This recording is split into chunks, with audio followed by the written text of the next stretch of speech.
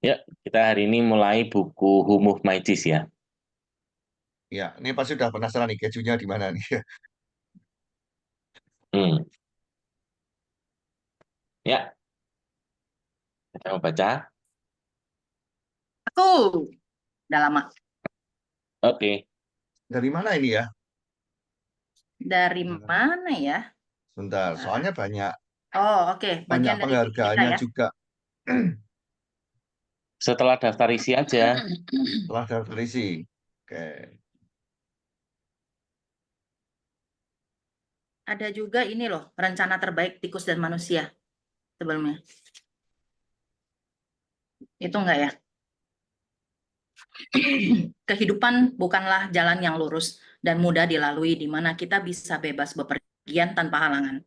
Namun Sebentar, jalan-jalan sebentar. yang Yang simpang mana? Yang siur mana? Mulai sebelum Sebelum daftar isi. sebelum daftar isi. sebelum daftar Sebentar. isi itu ada yang bagus. Rencana terbaik tikus dan manusia seringkali menyesatkan. Robert Burns. Kehidupan bukanlah jalan yang lurus dan mudah dilalui di mana kita bisa bebas bepergian tanpa halangan. Namun jalan-jalan yang simpang siur membuat kita harus mencari-cari, tersesat dan kebingungan. Dan kini sekali lagi kita sampai di jalan tak berujung. Namun apabila kita selalu memiliki keyakinan, pintu pasti terbuka bagi kita. Mungkin bukan pintu yang selama ini kita dambakan, akan tetapi pintu yang pada akhirnya terbukti justru paling baik bagi kita. A.J. Cronin. Nah, baru kita masuk ke bagian dari diri kita. Si sederhana dan si rumit. 4 tokoh imajiner yang ada dalam cerita ini, si tikus, Sniff, endus, dan Scurry, lacak, dan si kurcaci, Ham, atau kaku, dan How, aman. Dimaksudkan untuk mewakili diri kita. Baik dari sisi yang sederhana maupun rumit tanpa membedakan usia, jenis kelamin, ras, atau suku bangsa. Kadang kita bertindak seperti Sniff yang mampu mencium adanya perubahan yang cepat dengan cepat, atau Scurry yang segera bergegas mengambil tindakan, atau Ham yang menolak dan mengingkari adanya perubahan karena takut apabila perubahan itu mendatangkan hal yang buruk, atau How yang baru mencoba beradaptasi jika ia melihat perubahan ternyata mendatangkan sesuatu yang lebih baik. Yang manapun bagian dari diri kita, kita memiliki ciri yang sama, kebutuhan untuk menemukan jalan di dalam labirin dan kesuksesan dalam menghadapi perubahan yang terjadi. Kisah di balik cerita oleh Kenneth Blanchard, PhD. Hati saya sungguh bergetar begitu ingin menceritakan kisah di balik cerita Who Moved My Cheese. Karena ini berarti bukunya sudah ditulis dan siap untuk dibaca, dinikmati, dan diceritakan kembali ke semua orang. Inilah yang saya inginkan ketika pertama kali mendengar Spencer Johnson menceritakan tentang cheese-nya yang luar biasa itu. Beberapa tahun lalu, sebelum kami menulis The One Minute Manager bersama-sama, saya ingat ketika setelah saya mendengarkan, saya berpikir, sungguh bagus cerita ini dan sungguh bermanfaat bagi saya sejak saat itu.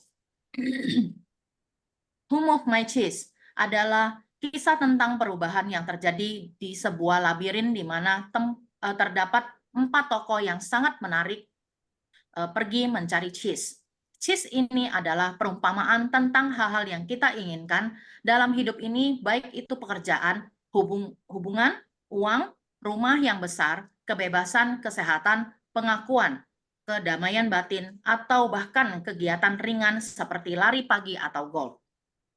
Kita masing-masing memiliki gagasan sendiri tentang apa cheese kita, dan kita pun mengejarnya karena yakin itu akan membuat kita senang. Kalau kita mendapatkannya, kita akan terikat padanya. Dan apabila kita kehilangan atau terpisah dari hal itu, maka bisa mengakibatkan sesuatu yang traumatis bagi kita. Labirin dalam kisah ini mewakili tempat di mana Anda menghabiskan waktu mencari-cari apa yang Anda idamkan. Bisa berupa organisasi tempat Anda bekerja, komunitas tempat tinggal, ataupun hubungan yang Anda miliki dalam hidup ini. Dalam seminar-seminar saya di seluruh dunia, saya menceritakan kisah tentang cheese yang sebentar lagi akan Anda baca dan sering saya dengar bagaimana cerita ini mampu membawa perubahan pada orang yang telah mendengarnya. Percaya atau tidak, cerita pendek ini telah membawa dampak positif dalam menyelamatkan pernikahan, karir, dan bahkan nyawa. Salah satu kisah nyata datang dari Charlie Jones, seorang penyiar NBC TV yang cukup terkenal. Ia menyatakan bahwa cerita Who Moved My Cheese ini telah menyelamatkan karirnya. Pekerjaannya sebagai penyiar memang unik, namun prinsip dasar yang dia miliki dapat digunakan oleh semua orang. Beginilah kisahnya. Charlie sudah bekerja keras dan melakukan pekerjaannya dengan sangat baik untuk menyiarkan program track and field sebelum Olimpiade. Ia begitu terkejut dan marah ketika atasannya memindahkan Charlie dari tayangan ini ke Olimpiade musim berikutnya dan menempatkannya ke program swimming and diving. Oleh karena tidak menguasai cabang olahraga ini, Charlie menjadi semakin frustasi. Ia merasa tidak dihargai dan menjadi begitu marah. Ia merasa tidak diperlakukan dengan adil. Kemarahannya kemudian berpengaruh pada segala hal yang ia lakukan. Kemudian ia mendengar cerita Who Moved My Cheese. Setelah itu, ia menertawakan dirinya sendiri dan mulai mengubah sikapnya. Ia menyadari bosnya hanya memindahkan cheese-nya. Ia pun menyesuaikan diri. Ia belajar tentang dua cabang olahraga yang baginya adalah hal yang baru, dan pada prosesnya ia merasa bahwa melakukan hal yang baru membuatnya awet muda. Tak lama atasannya pun memperhatikan perubahan sikap dan energi pada diri Charlie. Tak lama ia pun mendapatkan promosi yang lebih baik. Ia menikmati kesuksesan yang lebih besar yang membuat namanya terpampang di Pro Football Hall of Fame, Broadcasters Alley. Itu hanya salah satu dari banyak kisah nyata yang saya dengar mengenai efek dari cerita Cheese ini terhadap kehidupan banyak orang, mulai dari pekerjaan sampai kehidupan percintaan mereka. Saya termasuk salah satu yang sangat percaya akan kekuatan cerita Who Moved My Cheese, dan sebelum diterbitkan saya sudah membagikan 200 eksemplar edisi prapublikasinya kepada karyawan kami. Mengapa? Karena seperti halnya perusahaan lain yang juga ingin dapat bertahan hingga ke masa depan dan tetap kompetitif, the Cat Blanket Companies selalu mengalami perubahan. Mereka selalu memindahkan cheese kami. Jika kami dahulu mencari karyawan yang setia, kini kami mencari orang-orang yang luas yang tidak terpaku pada peraturan yang berlaku di sini. Namun seperti yang Anda ketahui, hidup di dalam air yang selalu bergolak juga mendatangkan stres, kecuali jika kita punya pegangan untuk memahami perubahan yang terjadi. Disinilah peran cerita Cheese.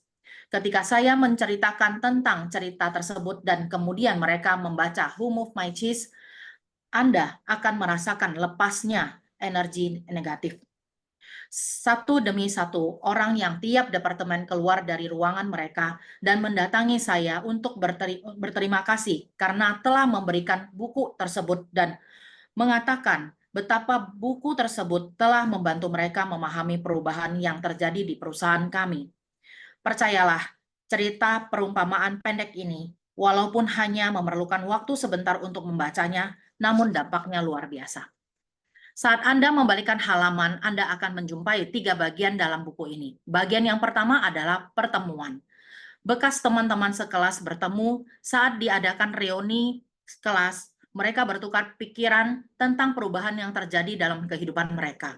Bagian kedua adalah cerita Who Moved My Cheese yang menjadi inti dari buku ini. Dalam cerita tersebut, Anda akan menemukan bahwa kedua ekor tikus lebih bisa menghadapi perubahan yang terjadi karena mereka tidak memperumit permasalahan. Sedangkan kedua otak canggih dan emosi manusiawi, para kurcaci, mempersulit keadaan yang ada. Hal ini bukan karena tikus lebih pintar dari manusia. Kita semua tahu bahwa manusia jauh lebih cerdas dibandingkan dengan tikus. Namun kedemikian, saat Anda memperhatikan apa yang dilakukan oleh keempat tokoh tersebut dan menyadari bahwa keempatnya mewakili bagian dari diri kita yang sederhana dan rumit, Anda akan setuju bahwa kita akan lebih beruntung jika kita bertindak secara sederhana dalam menghadapi perubahan. Di bagian ketiga, diskusi. Masing-masing tokoh bercerita tentang arti cerita tersebut bagi mereka dan bagaimana cara mereka menerapkannya dalam dunia kerja dan kehidupan mereka. Beberapa orang pembaca naskah buku ini cenderung untuk berhenti membaca setelah cerita Cheese berakhir dan kemudian menginterpretasikan isi cerita tersebut menurut pengertian mereka sendiri. Demikian yang lain menikmati bagian diskusi ini karena bagian tersebut menstimulasi pikiran mereka tentang bagaimana cara menerapkan hal yang telah mereka pelajari itu ke dalam situasi yang sedang mereka hadapi. Setiap orang tahu bahwa tidak setiap perubahan itu baik atau bahkan diperlukan. Namun di dunia yang terus-menerus berubah, kita harus mengambil bagian untuk belajar bagaimana beradaptasi dan menikmati sesuatu yang lebih baik. Namun demikian, saya berharap setiap saat Anda membaca kembali Who Moved My Cheese, Anda akan menemukan sesuatu yang baru dan berguna. Sama seperti saya, dan hal itu akan membantu Anda mengatasi setiap perubahan yang terjadi dan mendatangkan sukses dalam segala hal yang Anda inginkan. Saya berharap Anda menikmati hasil temuan Anda dan sehat selalu. Ingat, bergeraklah bersama Cheese. Cat Blanket, San Diego, California. Pertemuan Chicago. Pada hari Minggu yang cerah di Chicago, beberapa mantan teman sekelas yang begitu dekat ketika masih duduk di bangku sekolah, berkumpul untuk makan siang. Mereka bertemu dalam reuni sekolah pada malam sebelumnya. Mereka ingin mendengar tentang apa yang terjadi dalam kehidupan mereka masing-masing. Setelah saling bercanda dan menikmati makan siang yang lezat, mereka pun sampai pada pembicaraan yang menarik. Angela, yang pernah menjadi murid paling populer di kelas, berkata, "Hidup ternyata begitu berbeda dengan apa yang aku bayangkan saat masih di sekolah dulu. Begitu banyak perubahan yang terjadi." Tentu saja, saud Nathan. Semua tahu kalau Nathan terjun dalam bisnis keluarga yang dijalankan dengan cara yang kurang lebih sama seperti dulu. Dan bisnis itu memang sudah ada sejak dulu seingat mereka. Mereka jadi terkejut ketika ia kelihatan amat tertarik. Katanya, tapi apakah kalian memperhatikan bahwa kita tidak ingin berubah saat terjadi perubahan? Kata Carlos. Menurutku kita menolak berubah karena kita takut pada perubahan. Carlos, kamu kan pernah jadi kapten tim sepak bola, kata Jessica. Tak kusangka kamu mengucapkan sesuatu tentang rasa takut. Mereka semua tertawa karena menyadari kalau mereka masing-masing berbeda jurusan. Mulai dari yang bekerja di rumah hingga mengelola perusahaan. Namun mereka mengalami perasaan yang sama. Mereka masing-masing berusaha mengatasi perubahan-perubahan yang tak terduga yang terjadi dalam hidup mereka bertahun-tahun belakangan ini. Dan sebagian besar mengakui kalau mereka tidak punya cara yang tepat untuk mengatasinya. Lantas Michael berkata, "Dulu aku memang takut dengan perubahan. Saat perubahan besar terjadi dalam bisnis kami tidak tahu harus berbuat apa. Jadi kami tidak menyesuaikan diri dan hampir kehilangan bisnis itu. Sampai suatu ketika," lanjutnya, "aku mendengar cerita lucu yang mengubah segalanya." "Kok bisa?" tanya Nathan.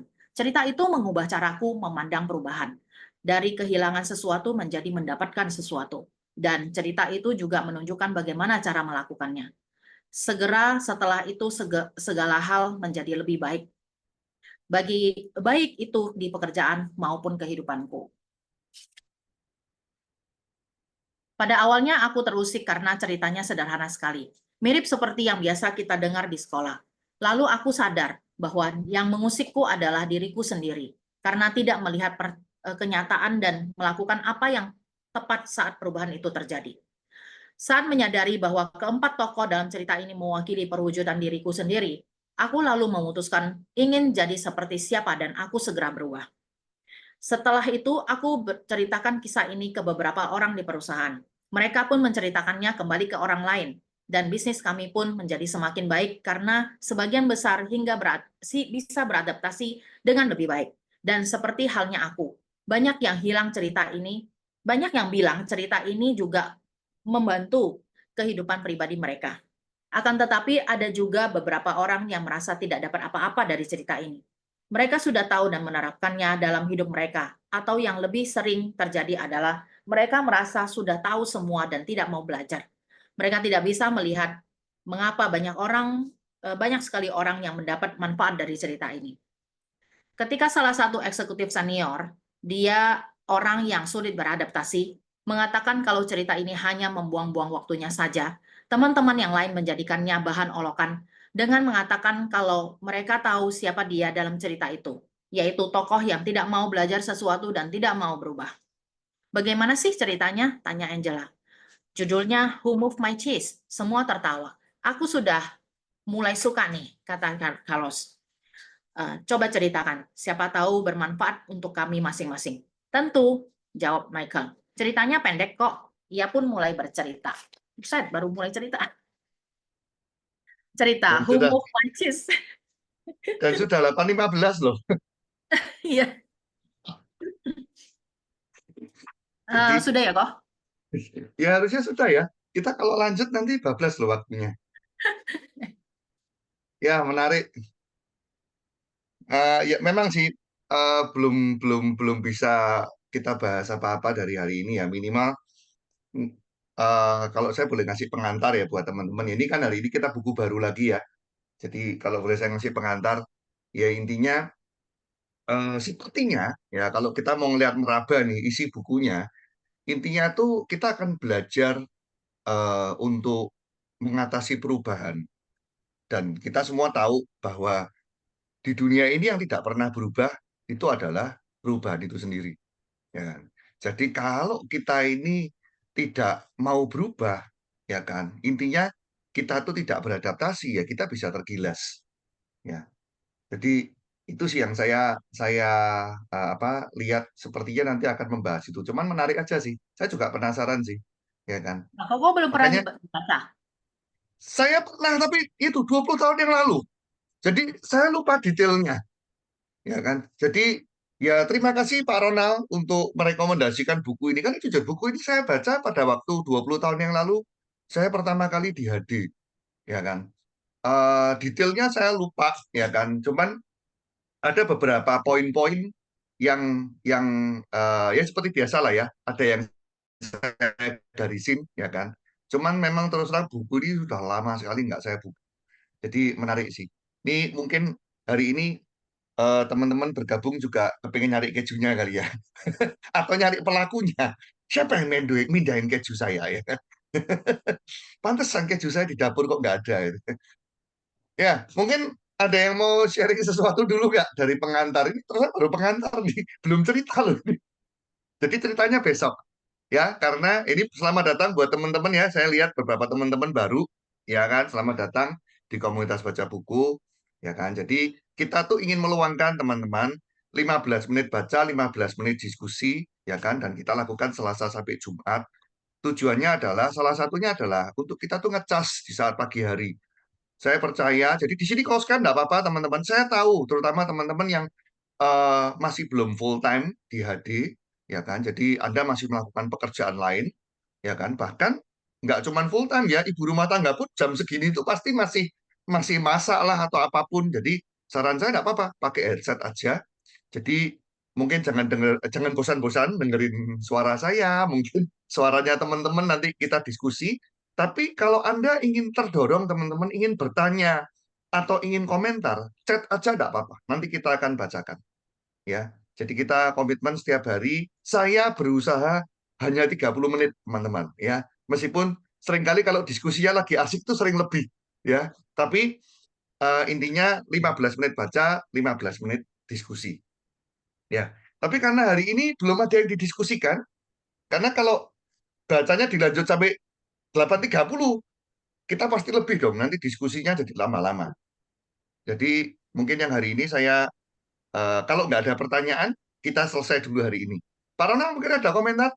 Ya, saya mungkin mau spill aja biar teman-teman semakin penasaran juga. Saya Ya, sendiri baca buku Who Moved My Cheese ini kan juga sama 20 tahun yang lalu ya, tahun 2003. Dan yang aneh adalah saya selesai baca saya nangis loh. oh iya. Karena buku ini membuat saya tuh tersentuh banget. Dan sejak itulah buku ini memang membawa perubahan buat saya pribadi.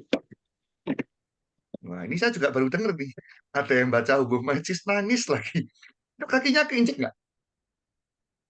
Enggak lah, aku baca itu di dalam pesawat soalnya. Sendirian Oh, toh. nggak. Ini kan saya keinjek sama sebelahnya. Oh Saya iya. mulat banget ya. Oh enggak, mungkin pramugarinya lupa ngasih aku makanan. Jadi aku sendirian Oh, nggak gitu. kasih makan. Jadi yang mindahin kejunya Pak Ronald ternyata pramugarinya ya. Ya, ya, ya. Ya. Oke, teman-teman ada yang mau komentar dulu atau bertanya? Kalau nggak ada, wah ini baca buku tersingkat ya. 8.20 loh, kita udah selesai. Biasanya kita 8.30 terus molor-molor sampai 8.45 ya kan. Ntar toh, ini yang open cam boleh ini nggak bersuara ngangguk-ngangguk. Kita jangan dipandangi terus loh. Saya grogi loh. Saya udah laku loh. Jadi tolong apalagi yang mandangi para wanita-wanita ini kan saya kan ya grogi loh. Ada komen? Nggak ada. Aku lihat buku ini aku malu sebetulnya. Oh, Karena ini malah malu. Kenapa malu? malu karena ini ada buku lanjutannya kayaknya Corona. Yang kemarin yang aku foto itu loh. Bukan I Home Move of My Majis Cheese itu ya. apa sih? Ah, ah. Warnanya sama ya? Sama nggak ya? Nah, saya Karena nggak tahu. gini, ini kayaknya buku ini kan buku lama ya. Yes. Buku lama kita itu semua masih segel.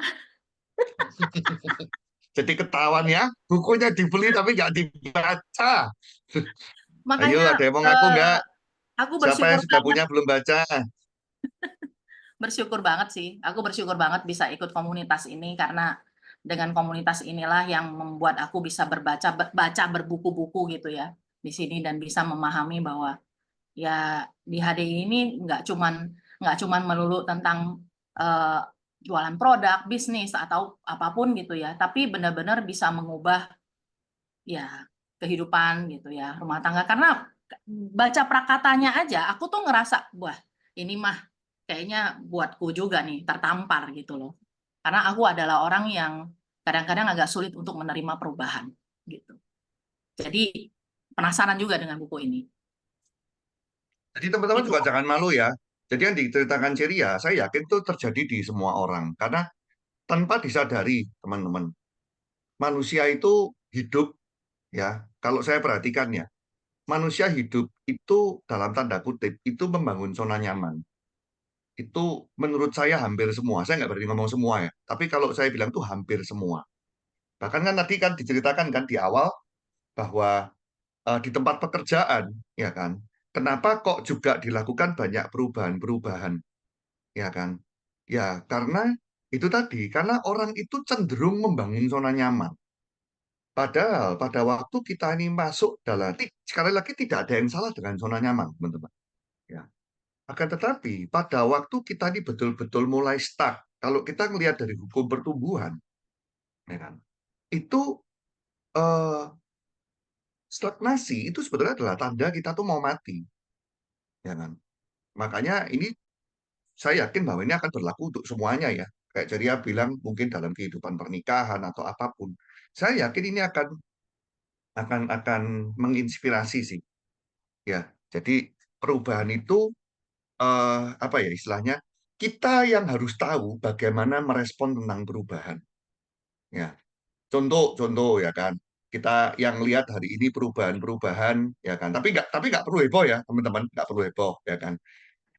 Saya tuh melihat ya kan kondisi Indonesia ini ya kan ini politiknya kan juga lagi ribut-ribut kan ini pun akan ada perubahan tapi sekali lagi kalau saya pribadi saya memilih nggak ikut ribut-ribut ya kan tapi intinya kita beradaptasi aja ya kan apapun eh, hasilnya ya kan kita sama-sama tahu bahwa ya dari dulu Indonesia kalau kalau pergantian pemimpin ya kan itu pasti banyak perubahan ya jadi kadang tuh saya heran melihat banyak orang yang marah-marah ya kan dengan kondisi yang ada padahal dia sudah hidup di Indonesia juga udah puluhan tahun ya kan lah ada kadang-kadang ada teman saya ngomong gini kita nih bukan nggak setuju dengan perubahan Han tapi kita kan harus apa namanya juga harus melakukan hal yang baik, berkarya untuk negara. Saya bilang, ya kan, berkarya untuk negara itu ada banyak hal. Saya memilih berkarya untuk Indonesia lewat bisnis saya. Kenapa kok saya nggak pernah mau berkomentar banyak tentang politik?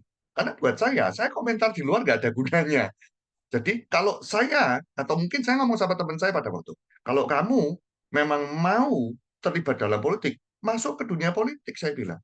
Itu suaramu akan, tindakanmu akan betul-betul bermanfaat, ya kan? Tapi kalau kita di luar, ya kadang-kadang kita ini hanya teriak-teriak saja, kadang-kadang malah malah mengacaukan suasana menurut saya, ya kan?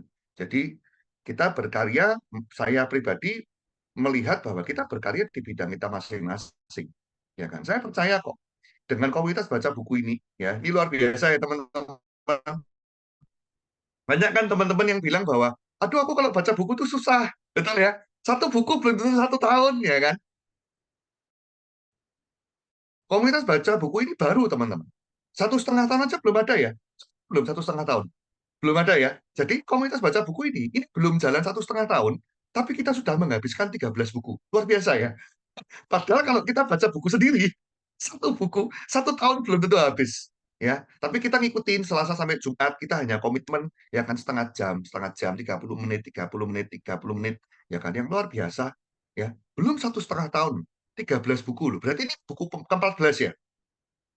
Ya, jadi ini yang luar biasa dan saya percaya kok teman-teman di sini pada waktu punya pengetahuan baru, ya kan? Saya yakin caranya merespon dalam kehidupan pun berbeda, ya kan? Dan ini yang selalu saya sharing sama teman-teman kan. Di HD, yang mahal itu bukan produknya. Kalau Anda merasa bahwa produk HD mahal, Anda berarti belum tahu tentang komunitasnya. Karena menurut saya, yang jauh lebih mahal, yang jauh lebih powerful, jauh lebih punya value adalah komunitas ini. Karena saya percaya pada waktu kita ini bertumbuh, ya kan, nggak cuma bisnis kita, ya kan, tapi kehidupan kita itu juga akan mengalami perubahan. Ya, ini saya ceritakan hal ini aja karena beberapa ada yang masih baru, ya kan. Satu hal teman-teman yang menarik pada waktu saya bertumbuh selama 20 tahun di HDI. Salah satu yang paling berharga selain income yang jelas ya, income tetap dapat ya kan, kemurahan Tuhan, saya bisa keluar negeri berkali-kali ya kan dari bisnis ini. Tapi ada satu yang paling berharga yang saya dapatkan dari bisnis ini. Apa itu? Saya bisa kembali ke orang tua saya. Oh, itu menurut saya itu yang paling berharga. Kalau Johan yang lama, nggak akan pernah mau pulang rumah. Jadi saya itu dulu lari dari rumah teman-teman. Saya dulu, saya orang Semarang, ya, saya orang Semarang, saya sampai SMA di Semarang. Memang dalam tanda kutip, saya kuliah di Surabaya. Tapi sejujurnya, saya tuh nggak cuma kuliah di Surabaya. Saya tuh lari dari rumah. Saya nggak betah di rumah. Saya tuh nggak pernah akur dengan orang tua saya. Saya tuh memandang orang tua saya itu nggak suka sama saya. Ya pada waktu itu saya juga eh, masih muda ya. Sekarang udah tua berarti ya. Ya karena pada waktu itu saya usia 25 tahun. Ya, jadi saya keluar rumah karena betul-betul saya nggak betah di rumah. Tapi yang menarik, melalui komunitas di HDI ini, yang dulu saya di mentoring, dan saya merasa karena ini adalah hal yang sangat berharga, saya hari ini bersedia untuk mentoring Anda semua, untuk mengalami pertumbuhan. Ya kan, saya dulu di mentoring pertumbuhan diri, dan yang menarik adalah saya hari ini bisa akur, saya bisa merangkul keluarga saya. Itu yang menurut saya yang paling paling berharga yang saya dapatkan di HDI. Tentu saja selain uang ya teman-teman, uangnya pasti dapat, jangan khawatir. Ya, jalan-jalan pasti dapat, gampang di sini. Ya, tapi sekali lagi yang paling menarik adalah pertumbuhan diri kita. How to respond? Bagaimana caranya kita memimpin diri kita? Bagaimana caranya kita tuh beradaptasi di lingkungan kita? Ya kan? Bagaimana caranya berkomunikasi? Itu semua saya dapatkan dari komunitas ini. Ya, jadi sangat-sangat menurut saya itu yang mahal di HD bukan produknya, tapi komunitas ini yang mahal. Oke, wah ternyata ini ya, cuman ngobrol gini aja sudah hampir 8.30. Ada lagi yang pengen sharing atau tanya mungkin? Angelin diem aja, Lin. Kamu cuman senyum-senyum aja deh dari tadi. Halo, ada Bu Veronica. Ya, Bu Vero welcome. Bu Vero ini ada Selamat Pak datang, Bu Johan. Vero. Ya, Bu Vero ini dari Ungaran. Terus Oh, selain dari Pak Ungaran. Johan juga ada upline-nya Bu Vero ya, ada Bu Yanti. Yanti bisa on cam?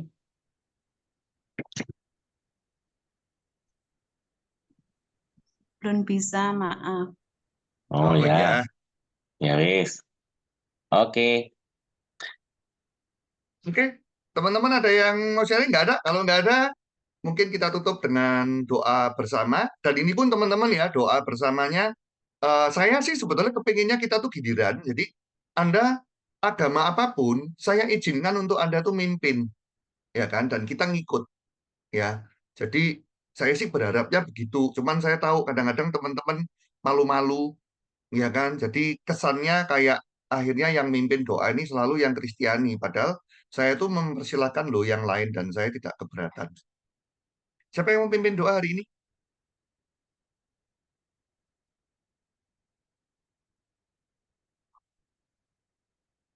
Tuh kan, nggak ada. Sudah, apa harus saya tunjuk toh?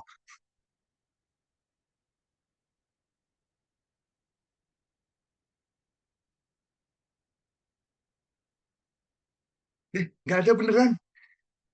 Ya udahlah kalau gitu Angelina aja deh.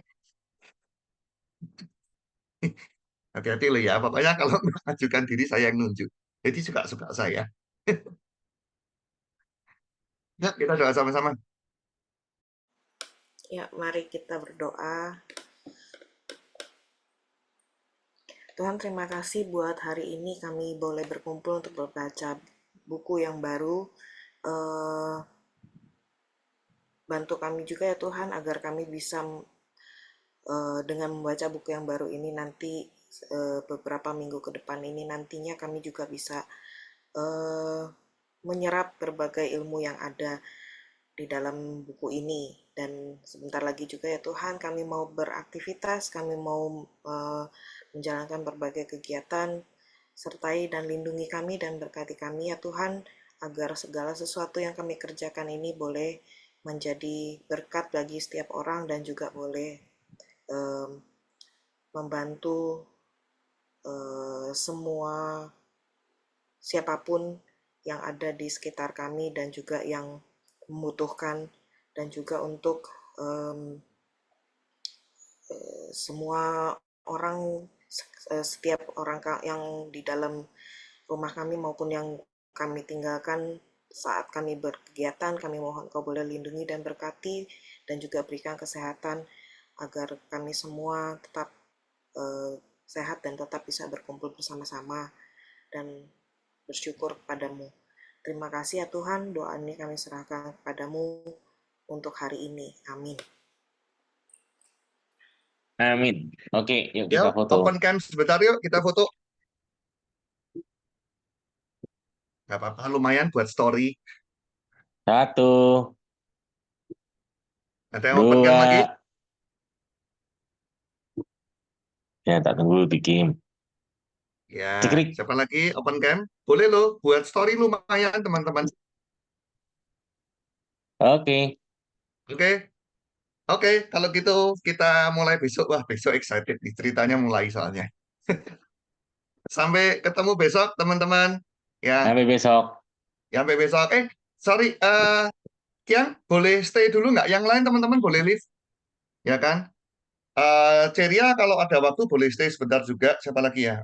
Ya udah itu aja sih. Ceria sama Kian. Yang lainnya boleh leave. Thank you semua. Sampai ketemu besok.